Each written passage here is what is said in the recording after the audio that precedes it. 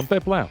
This week, Guy Cohen from Wonder, an on-demand secondary research platform. They built the company to 8 million in revenue, realized their ICP was wrong, tore the business down, and rebuilt it again. That's what we break down in this episode. Let's get into it. We kept running into this problem ourselves. We realized this world of knowledge was cut in two. There was primary knowledge, the tacit stuff in our brain, and catalog knowledge, the secondary stuff, cataloged online. And as more things moved online, more things became cataloged. We kept realizing people were attacking the primary space. You've got the GLGs, the alpha sites, now Tegas. You've got 100 other startups who are trying to play in that expert network space, but nobody was attacking secondary. All our friends in corporate innovation kept running into the same problem with secondary research. That consumed most of their time throughout the week. We just wanted to be able to push a button, ask a question, and get a detailed answer that would help us make a smart business decision. An example is, hey, I'm launching a new product line, and I really want to understand different pricing models that have worked well for these product lines. That used to only exist in Pep's brain or Guy's brain, but now it was cataloged. People wrote about it. People shared it in podcasts. So somebody could actually go do that research for me and synthesize it and share the actionable results. The idea was, what if we don't approach things in the primary way? What if we approach them purely in the secondary way? Could technology plus human beings be a vehicle for solutions here? Could we build the librarian of the web? What would that look like? What would it take? We're obsessed with questions. And we think that people spend more time being curious professionally and personally. They'll make better decisions. Usually things that result in bad outcomes are we didn't ask the right questions. How did you decide what customers to go after? Like, whose problems were you solving? We failed at this many times. And this is a part of first time founding. We learned the hard lessons of focus many times over many years. We just said, hey, everybody uses Google for search, for real search queries, not for like, where should I go get Thai dinner tonight? But like, what's the market size for B2B messaging apps? Because I'm building a pitch deck and I want to go raise a Series A. We targeted that, but that wasn't narrow enough. So at first we went after everybody. And because we weren't marketers, we didn't realize how bad of an idea that was. When we started to try to sell to everybody, we realized we can't be everything to everybody. So we got really clinical about who we thought needed Wonder. And we mapped 15 industries and different roles within each of those industries. And we went and spoke to a couple hundred people in each of those industries and each of those roles and scored them based on willingness to pay, based on pain of the use case, based on what we could actually deliver on, not what we thought we could deliver on. And 3 really stood out. 3 different markets. So we narrowed to 3. And that's when we started going after specifically those different verticals. They were advertising and consulting and corporates. And those 3 things worked okay. I think we realized that 3 is too much when you're at 0. You have to choose 1. That was the first part, figuring out which of those made sense at work. We learned through trial and error. You focused on the magnitude of pain the customer felt and then their willingness to pay. What worked in those early days to land customers and grow the business in the 0 to 1 million phase? We didn't have any competition at the time. There was no other service where you could push a button, ask a question and say, hey, I need a list of the top 30 suppliers of raw sugar for candy companies in Brazil. Go build me that list. And for each of those things, I need these columns filled. There's no place you could push a button and ask a question and get that answer tomorrow morning. We had to find not just the early adopters willing to take a bet on us. We really had to sell and take the approach of who is willing to risk, because we have no proof point on quality yet. We did not give anything free. We did not take a traditional marketing approach. We made people believe through a proof of concept that we could solve the recurring use case. Each customer we found as a prospect, we would build them a set of underlying models to say, how much could you use this? How much time are you wasting around it? How much money does that translate to for your business? How much frustration? And that's when we were able to get a few of the first lighthouse customers. And once we got a few of them and we were able to pattern match what could their competitors look like, we were able to then get the next set of customers, and then the next one trickled down. But the first 10 were really hard. It was just incredibly difficult to convince people of a problem they don't know they have, of a budget they didn't budget for, and of a solution they've never heard. And so it just took a lot of beating through the nose to just keep going and get to a final yes, which is not dissimilar from any hard thing.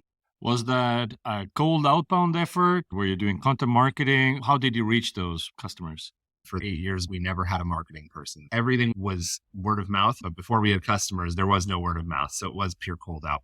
Until the last 6 months, it's been us finding which partners we think make sense and reaching out to them and getting on the phone with them and having a conversation.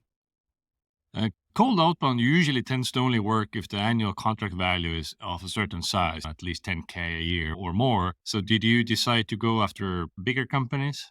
We thought we could be a B2C company because the types of questions we answer and the possible competitors are mostly B2C companies. But in the primary space, they were B2B. We quickly realized we wanted to go B2B. To build an outbound function, there had to be some foundational level of ACV that made sense. So we looked at the spectrum of SMB, mid-market, and enterprise, and we said, hey, we can't wait 2 years to close a $100,000 deal. Let's focus on fast feedback loops to know if we're in the right market with the right users' purchasing behavior. We focused on SMBs and we focused on $12,000 ACVs.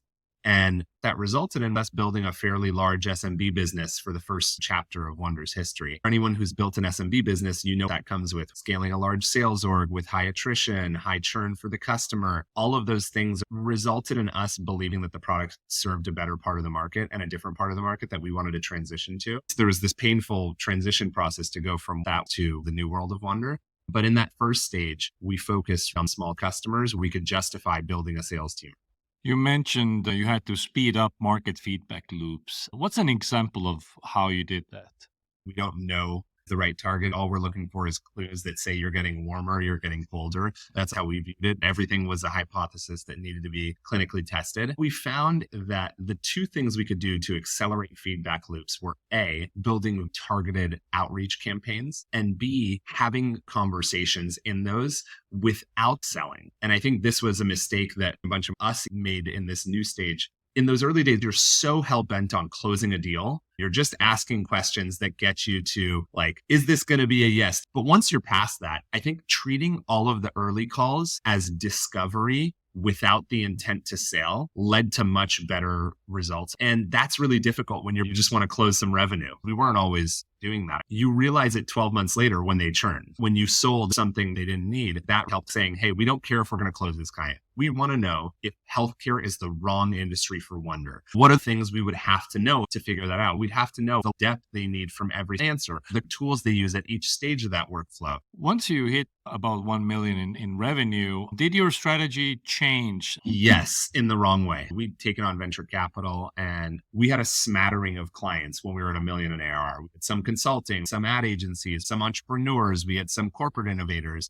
and all those different components made us feel that within each of those markets, there was a clear business line we can scale. So what we did at 1 million was say, hey, we're there. Now it's just a question of how fast can we grow? We did all the things you do when you think you're in figured out mode, which is scale up the team. You spend a bunch of money, focus on headcount growth, which should waterfall into revenue growth. And for what it's worth, I think it worked out decently. We ended up figuring out more than we were convinced of earlier on. And that resulted in a pretty great outcome, but we moved too fast. And that resulted in all the things that happen when you move faster than you're ready, which involves layoffs, customer churn, and all the other stuff. Can you give me a specific example? There's two parts to learning and waking up that you're not as figured out as you thought. The first part is, what are the canaries that are telling you you're wrong, right? Let's use an example. The canaries told us we were wrong about the normal funnel metrics. This deal we moved through the pipeline should have closed. Why did it not close? What were things we were wrong?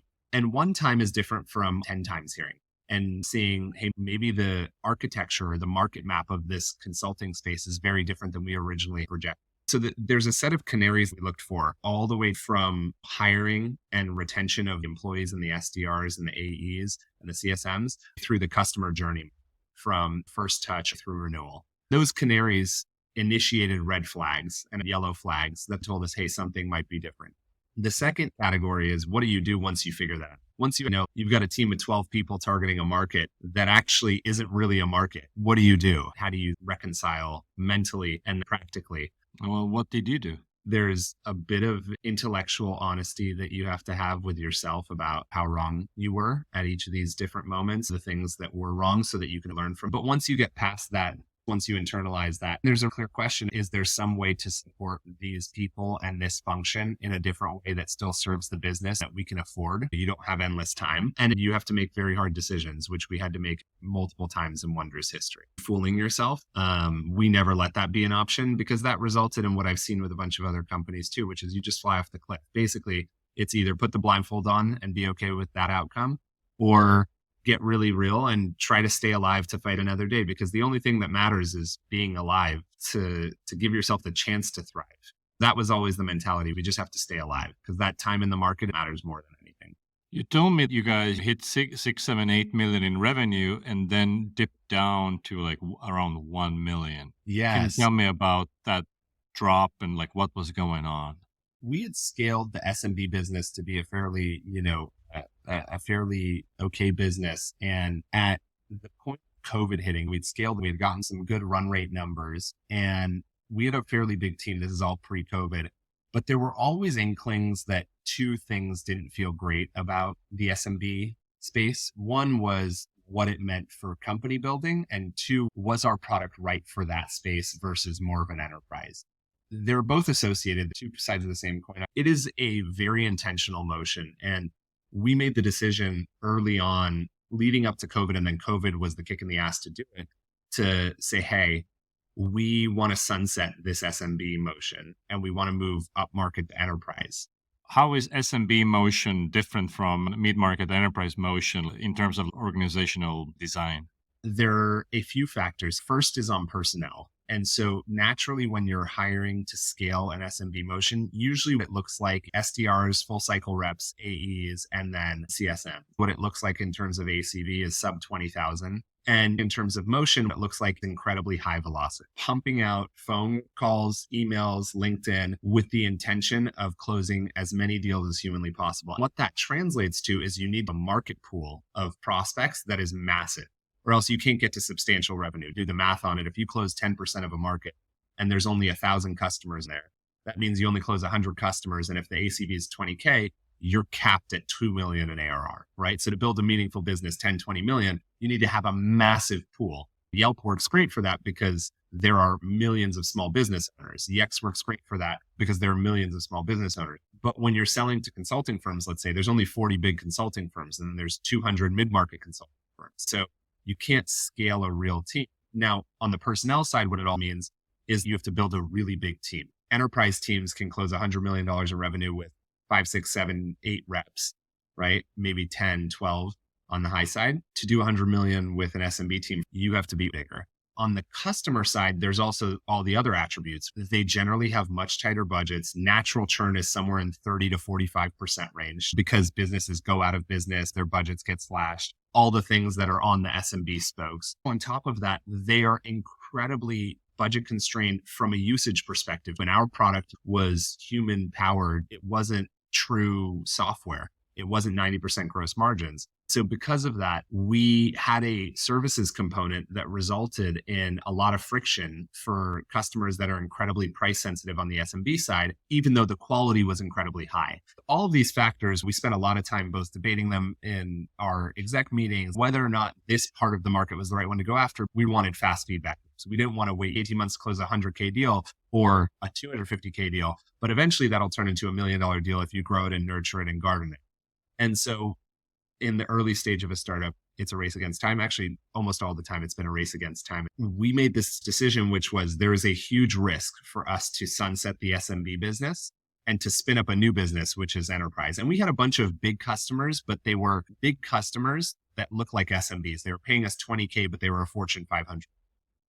We had a hypothesis, which was, look, with COVID and everything changing in the world, at least we can take this risk and move up market. If we get it right, it will be incredibly valuable for the business. It'll be the way we feel confident scaling for the next 10, 20 years because we think this part of the market's right for the product that we have. So we sunset that. We basically went all the way back down to start from scratch. And this was 3 years ago.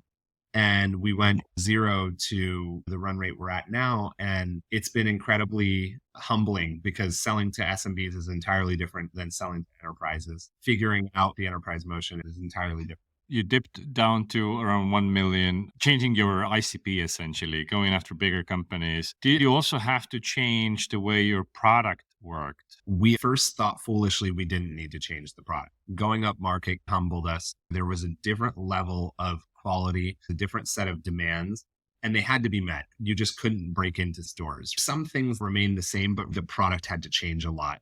And so we focused on the product, and a pricing model had to change to fit the budgeting and the kinds of enterprise processes that allow for this level of purchasing. What's difficult is you've now done this for the better part of 5 years. You think you're figured out. You think enterprise will look a lot the same. And then you're quickly reminded, no, you're on the figure it out phase. And what you need is a very small team and a powerful set of thinkers to test a bunch of hypotheses and figure out the right ICP. So we went back to the principles that guided us in the early days on the SMB side and applied them to enterprise. The big lesson for me throughout these different stages of failures is that you think you're focused, but there's two layers deeper. Is it corporate innovators at healthcare firms? Is it corporate innovators at CPG firms? What does innovator mean, right? Is it corporate strategy? Is it corporate innovation? Is it EIR? Is it CVC? All the lessons narrow the aperture even more than you think you need. The onset and evolution of AI technologies had a disruptive effect on your business. Can you tell me about that? Is AI a comet that's going to put us into extinction? Or is it a slingshot that's going to accelerate our growth and our prospects? We went through every component of the business because we built a knowledge assembly line, and the new models that have been released, the APIs that we can now leverage, have transformed the product in a way we always wanted it to be, but technologically we're incapable of. And what's been cool is we went through this journey that goes from fear and panic and paranoia all the way down to finding what is that stake in the ground and say, this is what Wonder is, and this is who it's for, and this is what it solves. But that was also tumultuous. And what it resulted in was a really great outcome on changing pricing and how we service customers, which historically we couldn't do because we were so much of a human services component that it relied on hourly models. And for all of us who have lawyers or who have done contracting work, you know all of the misaligned incentives that are baked into hourly structures. And for us, we've built amazing technology for the customer. We were able to transition to a cloud pricing model where you buy capacity and it's a subscription that comes with different features and different sets of intelligence units. And all these things make it for an unlimited experience. Whereas before, we created a lot of misincentives for customers using the product. Amazing. So you saw the world changing around you, and it was like a decision time. Do we need to change? Do we need to be proactive about it? Or do we hope for the best? Hope has never been a part of our strategy. I think those scary questions of if this, then Wonder is gone, while they scare us in a way that is normal, I think we approach those questions with a level of calmness that allows us to really figure out the best way to come at this. What is the version of the slingshot that makes sense for us? And luckily, through a lot of fire in the last 9 months, we figured out what does that look like. I'm just really proud and grateful for the team to have gone through that with them. Besides the lessons of choosing the right ICP, speeding up feedback loops, what other advice would you have for fellow B2B SaaS founders based on your experience? The first one, everybody needs to do sales. There's this concept that sales does sales and everybody else doesn't. I feel that every person in the company should be joining customer calls, engineers especially. There's such an incredible amount of potential to unlock when you have engineers joining customer calls, listening to customer calls, listening to customer recordings, and being thoughtful and aligned with the metric that matters to the business, which is revenue and a profit. Don't silo sales and just make revenue a sales job. It's not. It's the whole company's job, period. And I've seen a bunch of founders, technical founders, who've never been in a sales call for the first couple of years, and they're making product decisions about what to build and how to build. And so I think that voice of the customer and being a singular org that owns sales together, I think is really important, especially in the early days. I wish we did more of that.